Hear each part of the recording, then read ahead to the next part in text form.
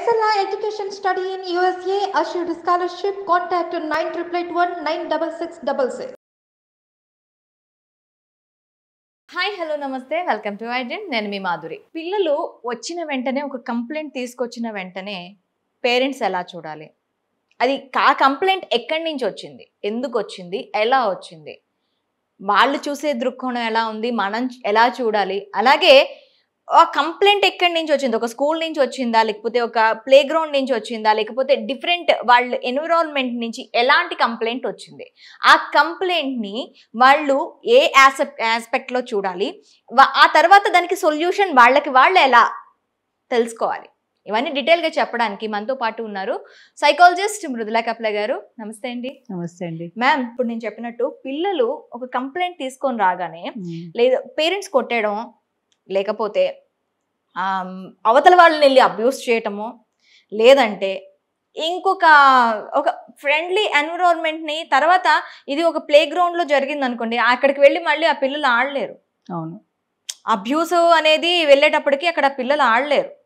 ఇలా డిఫరెంట్గా పిల్లలు ఇంటికే పరిమితం అయిపోతూ ఉంటారు. సో ఇలాంటి అంటే ఒక సిచ్యువేషన్ వచ్చినప్పుడు, ఒక నెగిటివ్ సిచ్యువేషన్ వాళ్ళ దగ్గరికి వచ్చినప్పుడు దాన్ని ఎలా హ్యాండిల్ చేయాలి, పిల్లలైతే ఎలా హ్యాండిల్ చేయాలి, పెద్దవాళ్ళు వాళ్ళ దగ్గర తీసుకొచ్చినప్పుడు వాళ్ళని ఎలా డీల్ చేయాలి, అసలు వాళ్ళ వేరే డిఫరెంట్ ఆస్పెక్ట్లో వాళ్ళు ఎలా ఆలోచించగలగాలి. దీనికి ఒక మంచి స్టోరీ ఉందండి. గురుగోపాల్ దాస్ గారు ఒక స్టోరీ చెప్పారు దీంట్లో. I will tell you that. ఒక టీచరు ఒక చిన్న పిల్లాడిని, ఫస్ట్ క్లాస్ అనుకోండి, వాడిని అడిగారు, నేను నీకు 2 మ్యాంగోస్ ఇస్తాను, నా దగ్గర 2 మ్యాంగోస్ ఉన్నాయి, ఇవి 2 కలిపి ఎంత అని అడిగింది. అడిగితే 5 అంటాడు. 5 ఏంటి, వీడేం తప్పు చెప్తున్నాడు, కాన్సెప్ట్ అర్థం కాలేదా వీడికి అని. Okay, I will change the question అని. I will give you 2 strawberries, I have 2 strawberries, what is the total అని అడుగుతుంది. 4 అంటాడు. అదేంటి, మ్యాంగోస్ చెప్తే 5 అంటున్నాడు, స్ట్రాబెర్రీస్ చెప్తే 4 అంటున్నాడు, వీడి కాన్సెప్ట్ అర్థమైందా అవ్వలేదా అని టీచర్కి డౌట్ వచ్చింది. మళ్ళీ అడిగింది, ఓకే నా దగ్గర 2 మ్యాంగోస్ ఉన్నాయి, నీ దగ్గర నేను నీకు 2 మ్యాంగోస్ ఇస్తున్నాను, ఎన్ని అంటే 5 అంటాడు. ఇది ఓకే. అదే మళ్ళీ ఇంకొక ఫ్రూట్ తోటి అడిగింది. He is telling it correctly. Then అడిగింది, ఎందుకు నువ్వు వీటికేమో 4 కరెక్ట్గా చెప్తున్నావు, దానికి 5 ఎందుకు చెప్తున్నాను, నా దగ్గర ఒక మ్యాంగో ఉందిగా అంటాడు. వాడి మ్యాంగోతో కలిపితే అది 5 కదా మరి. సో ఇక్కడ టీచర్ కరెక్టా, పిల్లాడు కరెక్టా? ఇద్దరు కరెక్టే. Perspectives, different perspectives of the world. మనకు కనిపించేదంది నిజం కాదు. షేక్స్పియర్ అన్నట్టు everything that glitters is not gold. So దాని వెనకాల ఏంటి స్టోరీ అన్నది ఆలోచించే ఓపిక, అంత పర్సివరెన్స్ ఎవ్రీబడి షుడ్ హ్యావ్. అంత ఇంట్రెస్ట్ ఉండాలి. చెప్పంగానే ఇప్పుడు నేను చాలామంది ఫ్యామిలీస్లో విన్నాను, టీచర్ తిట్టింది అనగానే పేరెంట్స్ ఇద్దరు వెళ్ళిపోతారు స్కూల్కి. హౌ డేర్, మేమే తిట్టము మా పిల్లల్ని, మీరు ఎలా తిడతారు, మీరు తిట్టడమో కొట్టకూడదు. టీచర్స్ ఎప్పుడు పిల్లల్ని కొట్టకూడదు, ఐఎమ్ అగేన్స్ట్ ఇట్. కానీ సిచ్యువేషన్స్ అలా ఉన్నప్పుడు ఎవరైనా కొట్టారు, ఏమైనా చేశారు అనగానే పేరెంట్స్ వెళ్తారు ఫైటింగ్, 2 స్వార్డ్స్ పెట్టుకుని వెళ్ళినట్టే వెళ్తారు. ఇంకొక మేజర్ ప్రాబ్లం ఉంటుంది. ఇప్పుడు గ్రూప్స్ ఉన్నాయి, వాట్సాప్ గ్రూప్స్లో పేరెంట్స్ గ్రూపు, టీచర్స్ గ్రూపు ఉంటుంది.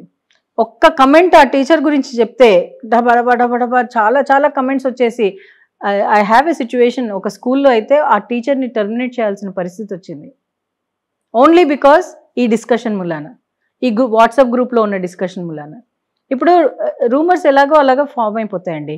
ఒక మాట మాట్లాడంగానే దాని వెనకాల ఏంటి అర్థము, దీని గురించి ఏం ఆలోచించాలి అనే పర్స్పెక్టివ్ తీసుకోకుండా ఏది కనపడితే అదే తీసేసుకుని దాని మీద యాడ్ చేస్తారు. అడిషనల్గా వాళ్ళకున్నా లేకపోయినా స్టోరీస్ యాడ్ చేస్తారు. ఎందుకు అంటే I should be active in the group.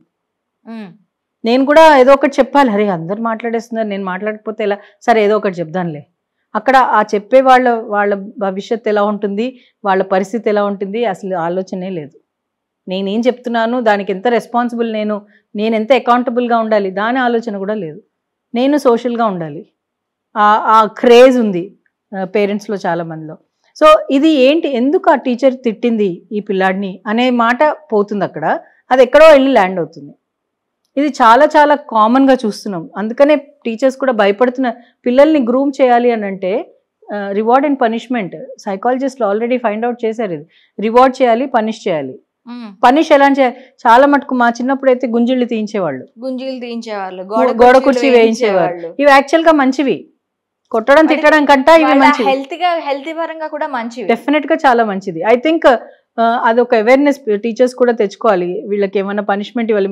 నేను ఒక ఇంజనీరింగ్ కాలేజ్లో వర్క్ చేసినప్పుడు ఒక బ్రిగేడియర్ సార్ ఉండేవారు. ఆయన పుషప్స్ చేయించేవాళ్ళు పనిష్మెంట్కి. సో పుషప్స్ అబ్బాయిలకి చాలా మంచిది కదా, అంటే ఈ యాబ్స్ అవి పెరుగుతాయి పుషప్స్ చేసి. అది నెంబర్ ఆఫ్ పుషప్స్ ఎక్కువ అయ్యేవి ఇంటెన్సిటీని బట్టి. సో అలా మీరు variety of ways first of all teachers కనుక్కోవాలి. సెకండ్, పేరెంట్స్ కూడా ఎందుకు ఆ టీచర్ అలా ఉంది, ఈ అబ్బాయి ముందే ఆ టీచర్ని అబ్యూస్ చేశారు అనుకోండి, ఈ టీచర్కి అసలు ఏం తెలియదు, నిన్న ఎట్లా అంటుంది అట్లా అని అన్నారే అనుకోండి, ఆ అబ్బాయికి ఆ టీచర్ మీద ఏం రెస్పెక్ట్ ఉంటుంది? రేపు పొద్దున ఆ టీచర్ ఏమైనా చెప్తే ఎలా వింటాడు? ఒకవేళ వినకపోతే ఈ పేరెంట్స్ ఎక్స్పెక్ట్ చేస్తున్న డిసిప్లిన్ వాళ్ళలో ఎలా వస్తుంది? ఇదంతా ఇంటర్లింక్డ్ కదా. మీరే చెప్తున్నారు ఆ టీచర్కి ఏం తెలియదని, మళ్ళీ మీరే ఆ టీచర్ నుంచి ఎక్స్పెక్ట్ చేస్తున్నారు మీ అబ్బాయిని కరెక్ట్ చేయాలి అని. ఎలా కుదురుతుంది? అది కుదరదు. సో పేరెంట్స్ కొంచెం మైండ్ఫుల్గా ఆలోచించాలి. ఈ ఏజ్, ఆ పిల్లాడి ఏజ్ ఏంటి, వాడు ఏం చెప్తున్నాడు. ఒక్కొక్కసారి ఎస్కేప్ అవ్వడానికి ఏమైనా చెప్పేస్తారు పిల్లలు. ఇట్స్ కామన్, మీరు చెప్పలేదా? మీరు ఇప్పటికీ ఇప్పుడు హైయర్ అప్స్ నుంచి కొంచెం ఏమైనా ఎస్కేప్ అవ్వాలంటే చిన్న చిత్క అబద్ధాలు అందరూ చెప్తారు. It is common. ఆ చిన్న చిత్క అబద్ధాలు అయి ఉండొచ్చు కదా అది ఆ పిల్లాడు చెప్పింది. సో అది ఆలోచించకుండా మీరు అవన్నీ ఎలా ఆలోచిస్తున్నారు, ఎలా ఎక్స్పెక్ట్ చేస్తున్నారు that there is definitely wrong from other side, not from my child. అంటే అంత పర్ఫెక్ట్ పర్సన్ని మీరు కన్నారా? అదే ఎక్స్పెక్టేషన్ మీది. ఇంకోటి ఉంటుంది, నువ్వు బాగా చదవాలి, నువ్వు ఐఏఎస్ ఆఫీసర్ ఐపీఎస్ ఆఫీసర్ అవ్వాలి అని. మీరేమయ్యారు? Did you ever think of that? నేనేం అవ్వగలిగాను? మనందరికీ తెలుసు జీన్స్ హెరిడిటరీ చాలా ఇన్ఫ్లుయెన్స్ చేస్తుంది మన ఐక్యూ మీద, మన ఇంటెలిజెన్స్ మీద. ఇవి రెండు తర్వాత నర్చరింగ్. ఫస్ట్ అయితే ఇవే ఇన్ఫ్లుయెన్స్ చేస్తాయి, దాని తర్వాత ఆ చుట్టుపక్కల ఉన్న నర్చరింగ్. రెండిటికి 50-50 ఇచ్చినా సరే ఆ 50%లో ఎలా ఉందో మీరు చూడాలి కదా. ఈ 50%లోనే ఐపీఎస్ అయిపోతారా? ఈ మిగతా 50% ఎలా ఉంది? అది కొంచెం ఫ్రెజైల్గా ఉందంటే ఆబ్వియస్గా అవ్వలేడు వాడు. How can you expect that? మీరు హోలిస్టిక్గా చూడగలుగుతున్నారో ఒక పర్స్పెక్టివ్ని, ఒక కాన్సెప్ట్ని మీరే హోలిస్టిక్గా చూడలేకపోతే యాజ్ అన్ అడల్ట్, ఒక చిన్న పిల్లాడు వాడికి ఎలా అర్థమవుతుంది? సో ఇవన్నీ important aspects parents should understand. ఇప్పుడు వాడు 5 మ్యాంగోస్ ఉన్నాయి, కరెక్ట్, వాళ్ళ ఆన్సర్ కరెక్ట్. టీచర్ 4 అంటుంది. ఒకవేళ ఆ టీచర్ ఆ నెక్స్ట్ క్వశ్చన్ వేయకుండా ఎందుకు నువ్వు అలా అంటున్నావు 5 అని అనకుండా రిపోర్ట్ కార్డులో he is not getting the concepts అని రాసింది అనుకోండి, హూస్ ఫాల్ట్ ఈజ్ ఇట్? టీచర్గా ఆవిడ చేసే పని ఆవిడ చేసింది, కానీ కొంచెం ఓవర్ అంటే ఇదే అవుట్ ఆఫ్ బాక్స్ థింకింగ్. నేను కొంచెం అడుగుదాం, వీడు ఎందుకు ఇలా ఆన్సర్ చేశాడు, కొంచెం డీప్గా వెళ్ళి దాని గురించి అర్థం చేసుకుని అడిగింది కాబట్టి వాడు నా దగ్గర ఇంకోటి ఉంది మేడం అందుకని నేను 5 అన్నాను అని అన్నాడు. ఆ ఎఫర్ట్ ఆ టీచర్ పెట్టకపోతే సిచ్యువేషన్లో ప్రాబ్లం ఉంటుంది. వాడు జీవితాంతం వాడు ఆ కాన్సెప్ట్లోనే ఉంటాడు. సో అంటే మ్యాథమెటిక్స్ సరిగ్గా అర్థం కాదు, ఏమన్నా ఎక్స్ప్లెయిన్ చేయాలి అంటే బెరుకుంటుంది. హే నేను చెప్పాను కదా నీకు 4 అని, నువ్వు ఎందుకు అలా చేస్తున్నావు అని అరిచింది అనుకోండి, ఏమవుతుంది? ఎల్లింగ్ అప్పుడు కార్టిసాల్ అనే ఒక హార్మోన్ రిలీజ్ అవుతుంది పిల్లల్లో. అప్పుడు లాజికల్ మైండ్ క్లోజ్ అయిపోతుంది. ఇమోషన్స్లో ఎప్పుడు హై ఇమోషన్స్లో లాజిక్ పోతుంది. వీ కాంట్ రీజన్, ఎందుకంటే ఇమోషన్ ఈజ్ ఓవర్లాపింగ్. ఆ హార్మోన్స్ మిమ్మల్ని ఓవర్లాప్ చేస్తున్నాయి. సో మిగతాదంతా షట్ డౌన్ అయిపోతుంది బికాస్ దిస్ ఇస్ యాక్టివ్. ఆ టైంలో అందుకనే ఆ టైంలో అరుచుకుని కొట్టుకుని ఉన్నప్పుడు డెసిషన్స్ తీసుకోకూడదు. Okay, because logic is not there. మనం ఇమోషన్లో యాక్ట్ చేసేస్తాం. దిస్ ఇస్ కాల్డ్ రియాక్షన్ ఎప్పుడు ఉండకూడదు, రెస్పాన్స్ ఉండాలి. సో ఎవరైనా మీ మీద అరుస్తున్నప్పుడు మీరు ఒక పాజ్ చేయాలి, కామ్ అయిపోవాలి. వాళ్ళంతా అరిచేసిన తర్వాత they will realize that they have done something wrong, they will get back. అలా అవ్వదు, మనం అంతా మనుషులం కదా. Obviously it's difficult. పిల్లలకి ఇంకా డిఫికల్ట్ అది. వాళ్ళకి అర్థమే ఇప్పటికి ఇంకా అసలు ఎందుకు అరుస్తున్నారో అర్థం కాదు. ఫస్ట్ ఆఫ్ ఆల్ అసలు నేను చేసిన తప్పేంటి, అసలు తప్పు అని కూడా తెలియదు వాళ్ళకి. పేరెంట్స్ అలా అరిచేస్తారు.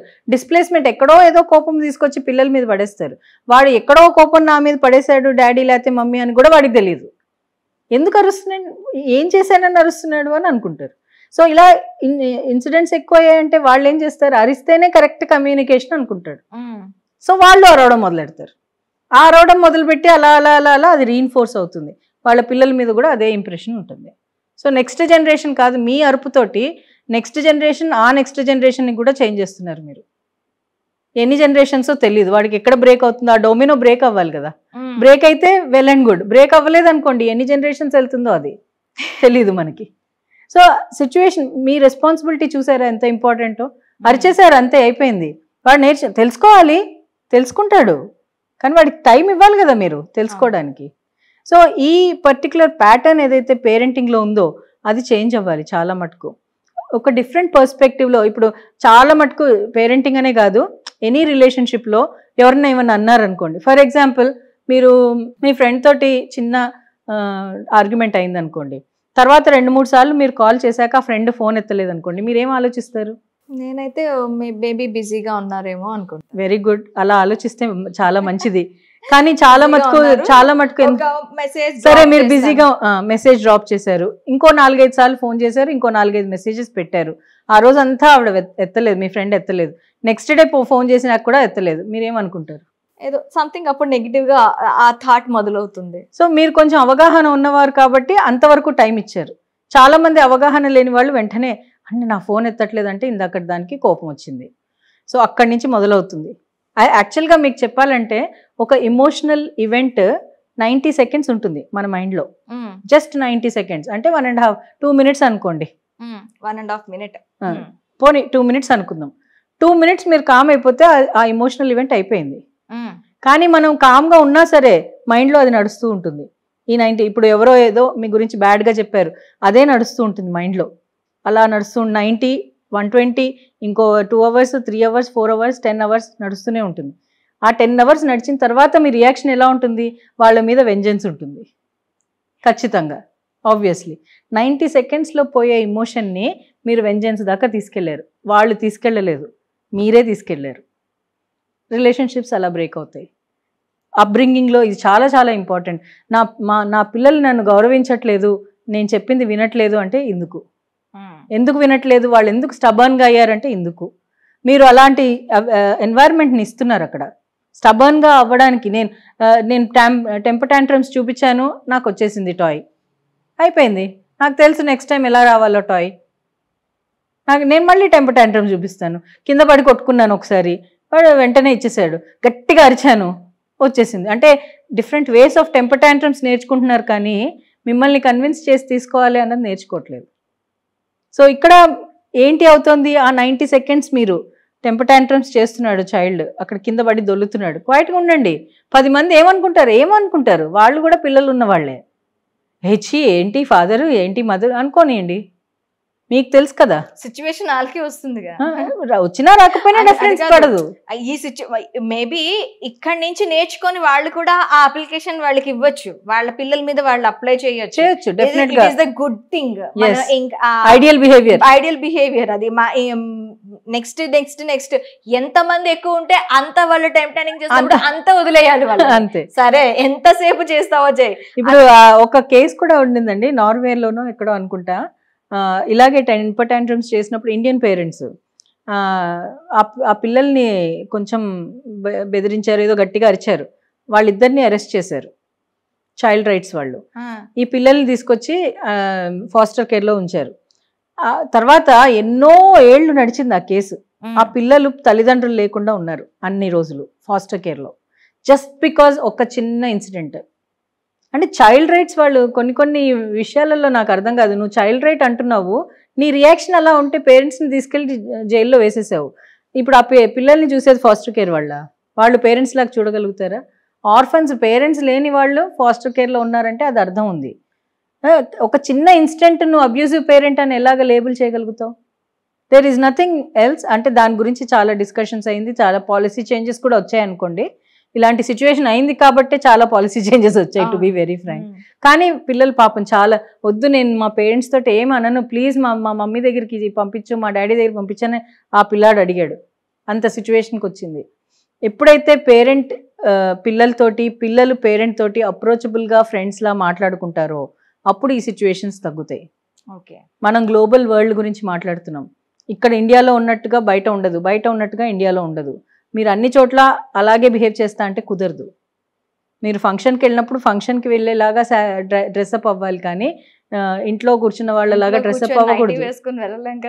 సో ఎక్కడ ఎలా ఉండాలో అక్కడ అలా ఉండాలి, అంతేగాని మీరు మీ ఇష్టం వచ్చినట్టు మీరు నన్నెవరు అంటారు, నేను ఇలాగే ఉంటాను అనే ఫిక్స్డ్ మైండ్ సెట్తో ఉన్నారు అంటే మీరు ఫిక్స్డే, దాంట్లో చేంజెస్ రావు. మీరు మీ పిల్లల నుంచి కూడా ఎక్స్పెక్ట్ చేయకండి. మీరు గ్రోత్ మైండ్ సెట్లో ఉంటే కొంచెం ఏమన్నా వాళ్ళకి రబ్ అవుతుంది, వాళ్ళు కూడా గ్రోత్ మైండ్ సెట్లో ఆలోచించగలుగుతారు.